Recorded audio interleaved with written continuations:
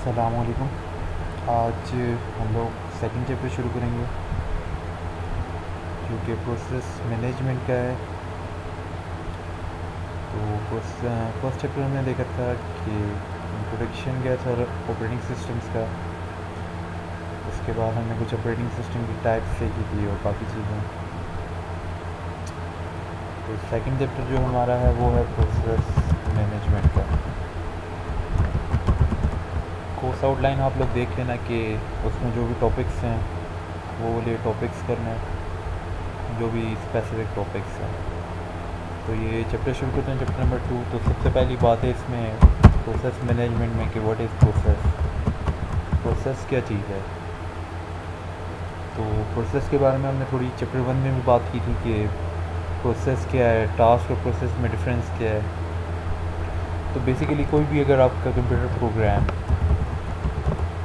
Programme under execution, वो आपकी क्या है, प्रोसेस है। अब program under execution is called process. अब उस प्रोग्राम की एग्जीक्यूशन हो कहाँ रही है, प्रोग्राम की एग्जीक्यूशन आपकी प्रोसेसर करता है। तो जब भी कोई प्रोग्राम या टास्क है उसको जब आप प्रोसेसर एलोकेट करते हो तो आप क्या बन जाते हैं, एक process. A process is a task under execution. उसके बाद इसमें कुछ लिखा हुआ है कि प्रोसेस के स्टार्टिंग पॉइंट्स हैं, एंडिंग पॉइंट्स हैं, वो चीज़ है। उसके बाद कंट्रोल कौन कर रहा होता है सबको, स्केड्यूल कौन करता है प्रोसेस को, वो सारा काम किसके, ऑपरेटिंग सिस्टम का है। कंट्रोल कर रहा होता है उसको, स्केड्यूल कर रहा होता है, सब कुछ ऑपरेटिंग सिस्टम कर रहा है। And operating system execute different programs depending on the system. तो आपका ये जो प्रोसेस है एग्जीक्यूट सीक्वेंशली होता है। सीक्वेंशली का क्या मतलब है, सीक्वेंस में मीन्स अगर प्रोसेस को आपने नंबर्स दिए हैं, नंबरिंग की है 1 2 3 4 5, तो पहले कौन सा एग्जीक्यूट करेगा, जो नंबर 1 है, फिर नंबर 2 एग्जीक्यूट करेगा, फिर नंबर 3 एग्जीक्यूट करेगा। तो बेसिकली इस तरीके से आपके प्रोसेसेस जो हैं वो एग्जीक्यूट करेंगे, किसमें, सीक्वेंशियल फॉर्म में। तो उसके बाद हमारे पास आ गए प्रोसेस एट्रीब्यूट्स क्या चीज़ हैं। तो different types of process attributes हैं जिनमें प्रोग्राम काउंटर आ गया है, स्टैक आ गया है, डाटा सेक्शन है और हीप है। अब प्रोग्राम काउंटर क्या चीज़ है, अगर आपने सीपीयू रजिस्टर्स कभी पढ़े हों तो उसमें एक प्रोग्राम काउंटर या पीसी जिसका नाम था, अब वो क्या करता है, वो उस इंस्ट्रक्शन जिसकी अगली बारी है, जिसने नेक्स्ट एग्जीक्यूट होना है, उसका एड्रेस पास रखता है। क्या करता है, जिस इंस्ट्रक्शन ने नेक्स्ट एग्जीक्यूट होना है, प्रोसेसर में आना है, उसका उसके एड्रेस किसके पास होता है, कौन सा एड्रेस, जो मेमोरी का एड्रेस है, किस जगह वो मेमोरी में पड़ी है, वो प्रोग्राम काउंटर का काम है। पीसी रजिस्टर होता है जो, तो it is use to keep the track of the address रखता है, उसका डाटा नहीं रखता है, इंस्ट्रक्शन का डाटा नहीं रखेगा, इंस्ट्रक्शन का एड्रेस अपने पास रखेगा जिस नेक्स्ट इंस्ट्रक्शन ने एग्जीक्यूट होना है, वो प्रोग्राम काउंटर का नाम है। फिर स्टैक आ गई। अब स्टैक क्या चीज़ है, स्टैक का क्या कह रहा है, use to store temporary data for the process. अगर आपने स्टैक का अगर पता हो तो दो चीज़ें होती हैं, एक फाइलो और एक लीफो। एक आ गई फाइलो और एक लीफो। अब ये फाइलो और लीफो क्या चीज़ है, FILO से क्या बनता है, फर्स्ट इन लास्ट आउट, या लास्ट इन फर्स्ट आउट, या आपने सुना होगा first in first out, FIFO जो होता है। ये बेसिकली स्टैक के कॉन्सेप्ट्स हैं कि फर्ज करो एक किस्म का ड्रम है, ड्रम में आप प्लेटें डालते जा रहे हो, 1 2 3 आपने प्लेटों से भर दिया है। तो फर्स्ट इन लास्ट आउट का मतलब है जो प्लेट, इसका एक ही एंट्री पॉइंट है इस ड्रम का, तो जो प्लेट आपने सबसे पहले डाली थी वापस, वो सबसे बाद वापस बाहर निकलेगी। तो ये क्या था आपका कॉन्सेप्ट है, फर्स्ट इन लास्ट आउट का। तो ये बेसिकली स्टैक के कॉन्सेप्ट्स हैं जो टेम्प्रेरी आपका प्रोसेस के लिए जो टेम्प्रेरी आपका डाटा स्टोर करती है। फिर डाटा सेक्शन आ गए जिसमें आपके वेरिएबल्स पड़े होते हैं। वेरिएबल्स क्या हैं, जो भी आप, अगर आपको वीबी में याद हो तो वेरिएबल क्या चीज़ थी, वेरिएबल आप डिक्लेयर करते थे जिनके अंदर आप डाटा सेव करवा देते, तो एक ग्लोबल वेरिएबल होते हैं और एक लोकल वेरिएबल्स होते हैं। अगर हम वीबी की बात करें, लोकल वेरिएबल्स विद इन आप जो उस मेथड के अंदर या उसके अंदर यूज़ कर सकते हो। ग्लोबल वेरिएबल है विद इन क्लास, आप किसी भी मेथड के अंदर अगर आपको ग्लोबल वेरिएबल ही ग्लोबली डिक्लेयर है तो किसी यूज़ कर सकते हो। फिर हीप आ गई है।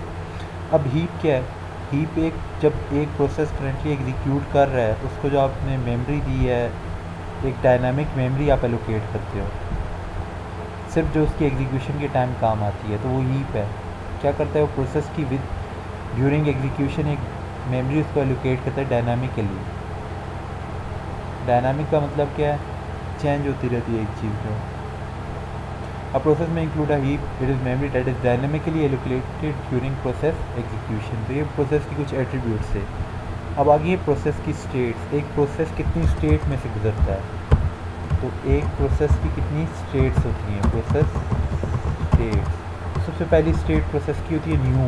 जब प्रोसेस क्रिएट होता है, एक कोई भी टास्क के प्रोग्राम में जब वो प्रोसेस बनता है, तो न्यू क्या है? जो न्यू नया प्रोसेस एक क्रिएट हुआ है। उसके बाद उसका जो नेक्स्ट स्टेट आती है वो क्या है? रेडी। फिर क्या करते हैं? प्रोसेस रनिंग में होता है। फिर क्या होता है? वेटिंग में होता है या ब्लॉक, या वेटिंग इसको बोलते हैं यार, ब्लॉक स्टेट भी उसको बोलते हैं। फिर जो लास्ट होती है वो टर्मिनेट कर जाता है। अभी कुछ 5 आपकी स्टेट्स हैं प्रोसेस की, क्या क्या हैं? न्यू, रेडी, रनिंग, वेटिंग और ब्लॉक एक ही चीज़ है, या टर्मिनेट। अब ये स्टेट्स हैं क्या है? अब न्यू क्या है? Process is being created and is not yet in memory. अभी एक प्रोसेस क्रिएट हुआ है, एक टास्क है, वो एक प्रोसेस बन गई है, अभी वो मेमोरी में नहीं है। रनिंग क्या है? The process has an instruction that is being. Running वो वाली स्टेट है जब उसको एक आपने प्रोसेसर एलोकेट कर दिया, जब वो प्रोसेस किस में चला गया? सीपीयू के अंदर चला गया और करंटली रन कर रहा है, तो वो रनिंग स्टेट में होगा। वेटिंग और ब्लॉक क्या है?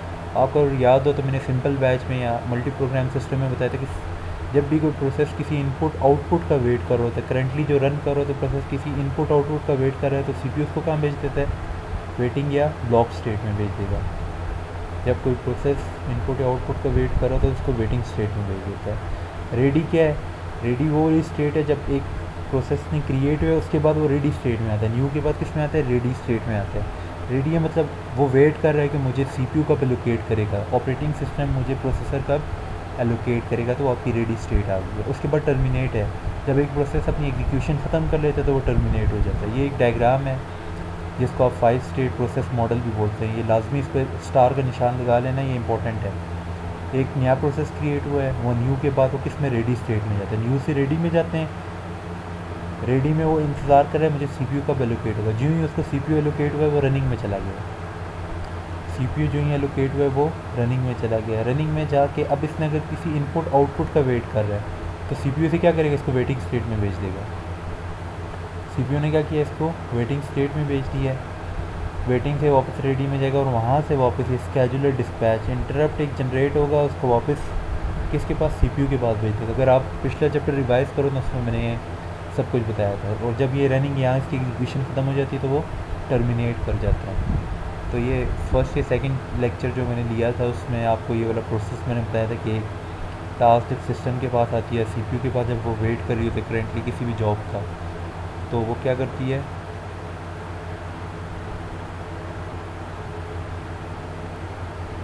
तो आपकी वो वेटिंग स्टेट या ब्लॉक स्टेट में चली जाती है। उसके बाद ये स्टेट ट्रांजिशन हैं। ट्रांजिशन का मतलब होता है इधर से यहाँ आया, रेडी से रनिंग में गया, ये ट्रांजिशन होंगे। किस किस टाइप की? न्यू से रेडी में जाता है, ठीक है जी, न्यू से रेडी में गया। उसके बाद रेडी से रनिंग में गया, रेडी से रनिंग में गया। आपको पता है रनिंग से वेटिंग में कब आता है? जब उसने कोई इनपुट आउटपुट इवेंट परफॉर्म करना होता है। न्यू से रेडी है, process admitted to ready queue and can be considered by CPU scheduler. Ready का मतलब वो तैयार बैठा हुआ है, जब उसको सीपीयू एलोकेट कर दिया जाएगा। रेडी से रनिंग में कब जाता है? जब उसको ऑपरेटिंग सिस्टम सीपीयू एलोकेट कर देता है। CPU scheduler chooses that process to execute next according to the some scheduling algorithm. ये भी हम स्केजुलिंग एल्गोरिदम्स आगे पढ़ते हैं। फिर रेडी से किस में? रनिंग से रेडी में जाता है। अब रनिंग से रेडी में कब जाता है? उस वक्त रनिंग से वापस रेडी में जाएगा कब? जब वो किसी इंटरप्ट जनरेट होती है, कोई भी है। ये हमने कहाँ पढ़ा था? ये जो process has used its current time slice. अगर आपको याद हो तो मैंने टाइम शेयरिंग सिस्टम्स में बताया था, ये राउंड रॉबिन स्केजुलर होते हैं। उसमें क्या बताया था कि एक प्रोसेसर है, वो हर एक टाइम स्लाइस देता है हर एक टास्क को एग्जीक्यूट होने के लिए। जब वो टाइम स्लाइस ख़त्म हो जाती है, तो अगर उस प्रोसेस ने अपना काम कंप्लीट नहीं किया तो उसको क्या करता है वापस, ये एक आपकी जो क्यू थी, क्यू को ये समझ लो कि ये रेडी स्टेट है। क्या है ये? रेडी स्टेट है, जिसमें वेटिंग कर रही हैं जॉब्स किसके लिए, ताकि उन्हें सीपीयू एलोकेट किया जा सके। मैंने आपको बताया था ना एक क्यू होती है जिसमें सारी जॉब्स वेट कर रही होती हैं कि उन्होंने कहाँ जाना है, सीपीयू के अंदर जाना है। तो ये वेट कर रही हैं कि इसका कि हमें कब सीपीयू एलोकेट किया जाए। तो ये आपकी रेडी स्टेट है, ये आपकी रनिंग स्टेट है। ठीक है, ये रनिंग स्टेट है जब करंटली वो एग्जीक्यूट कर रही है सीपीयू के अंदर, और ये आपकी एक रेडी स्टेट है। तो जब उसकी एक जॉब जिसको फ़र्ज़ करो 15 सेकंड्स चाहिए थे, बर्स्ट टाइम जिसका 15 सेकंड है सीपीयू में, उसको 3 सेकंड की टाइम स्लाइस उसने यूटिलाइज़ किया। उसके बाद 3 सेकंड ख़त्म होने के बाद वो टास्क वापस कहाँ आ जाएगी, रेडी स्टेट में आ जाएगी, और वापस अपनी बारी का इंतज़ार करेगी। बारी कब इसकी आएगी, जब ये नीचे वाली सारी टास्क यहाँ चली जाएंगी, तो फिर नेक्स्ट साइकिल में इसकी बारी आएगी। तो ये बेसिकली कब है, कब आपकी टास्क वापस रनिंग से रेडी में जाती है, जब उसकी टाइम स्लाइस फिनिश हो जाती है। रनिंग से रेडी में कब गई है, जब उसकी टाइम स्लाइस फिनिश हो गई है। रनिंग से ब्लॉक में कब की है, जब उसने किसी इनपुट आउटपुट इवेंट को परफॉर्म करना है, आईओ इवेंट या रिक्वेस्ट को परफॉर्म करना है, तो वो क्या रनिंग से ब्लॉक स्टेट में या वेटिंग स्टेट में चली गई। Process is waiting for some event to occur such as input output. फिर ब्लॉक से रेडी में कब जाती है, ब्लॉक से रेडी में उस वक्त जाती है जब उसकी इनपुट आउटपुट रिक्वेस्ट एक्सेप्ट हो जाती है और वो कंप्लीट हो जाती है, तो वो फिर वापस रेडी में जाती है ताकि उसको सीपीयू वापस मिल सके। तो ये कुछ स्टेट ट्रांजिशंस थी प्रोसेस के अंदर। तो हमने आज देखा कि प्रोसेस क्या चीज़ है, प्रोसेस के एट्रीब्यूट्स क्या चीज़ हैं, प्रोसेस की स्टेट्स क्या हैं, और उसके बाद आपके पास प्रोसेस के जो स्टेट ट्रांजिशन हैं, ये कुछ स्टेट्स हैं कि प्रोसेस कब शिफ्टिंग करता है, न्यू से रेडी में, रेडी से रनिंग में, रनिंग से रेडी में, और रनिंग से ब्लॉक में, ब्लॉक से रेडी में। तो ये बेसिक कंसेप्ट था आपका क्या, स्टेट ट्रांजिशन इन प्रोसेस। तो अब आपको समझ आ गई होगी कि आपका जो प्रोसेस क्या चीज़ है, प्रोसेस और टास्क में क्या डिफरेंस है, टास्क और प्रोसेस में क्या डिफरेंस है।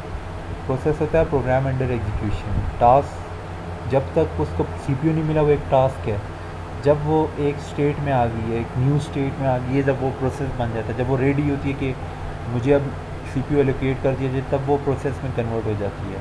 तो कुछ स्टेट्स हैं, न्यू है कि वो करंटली प्रोसेस एक क्रिएट हो गया है, फिर वो रेडी स्टेट में जाते कहते हैं जी I am completely ready for the allocation of CPU.